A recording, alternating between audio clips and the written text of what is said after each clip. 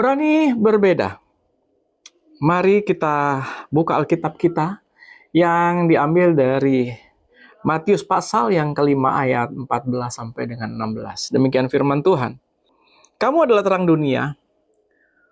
Kota yang terletak di atas gunung tidak mungkin tersembunyi. Lagi pula orang tidak menyalakan pelita lalu meletakkan di bawah tempayan, melainkan di atas kaki dian, sehingga menerangi semua orang di dalam rumah itu. Demikianlah hendaknya terangmu bercahaya di depan orang, supaya mereka melihat perbuatanmu yang baik dan memuliakan Bapamu yang di surga. Saudara terkasih, hidup di era hari ini yang serba cepat, penuh informasi, dan kadang terasa begitu kompleks.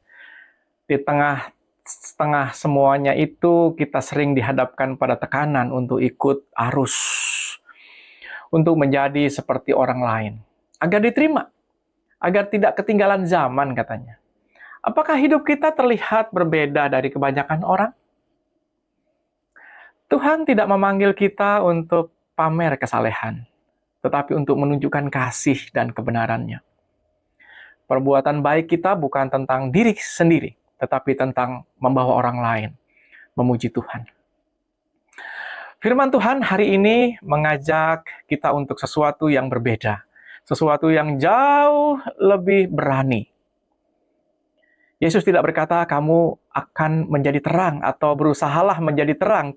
No, dia berkata, kamu adalah terang dunia. Ini adalah identitas kita sebagai pengikut Kristus. Kita sudah membawa terang itu dalam diri kita. Terang itu bukan dari kita, melainkan dari Kristus yang hidup di dalam kita. Dunia di sekitar kita seringkali terasa gelap. Gelap karena kebingungan moral, gelap karena egoisme, gelap karena keputusasaan, atau gelap karena berita-berita negatif yang tak ada habisnya kelihatannya. Disinilah peran kita sebagai anak-anak Tuhan. Kita dipanggil untuk tidak menjadi bagian dari kegelapan itu, tetapi untuk menjadi kontras yang mencolok. Sama seperti kota di atas gunung yang tidak mungkin tersembunyi, atau pelita yang diletakkan di tempatnya agar menerangi sekelilingnya. Terang tidak dibuat untuk disembunyikan. Artinya, bisa kita menjadi orang yang berani berbeda dalam standar kita. Ketika dunia kompromi dengan integritas, kita memilih jujur. Kita memilih untuk berani mengatakan apa adanya. Berani berbeda dalam cara kita berbicara misalnya. Ketika banyak orang menyebarkan gosip atau kata-kata negatif, kita memilih untuk membangun. Menggunakan kata-kata untuk memberi semangat. Berani berbeda dalam cara kita bertindak. Ketika orang lain mengejar keuntungan pribadi, kita justru memilih untuk melayani dan memberi. Berani berbeda dalam prioritas kita. Ketika dunia mengejar kesenangan sesaat, kita mencari kebenaran dan mencari kehendak Tuhan dalam hidup kita. Mungkin rasanya tidak nyaman, mungkin kita merasa sendirian. Tapi ingatlah, terang akan selalu menonjol dalam kegelapan. Tujuan akhir dari semuanya ini bukanlah agar kita dipuji orang lain, atau agar kita terlihat hebat. Yesus dengan jelas mengatakan supaya mereka melihat perbuatanmu yang baik dan memuliakan Bapa yang di surga. Terang kita adalah cerminan dari kemuliaan Tuhan.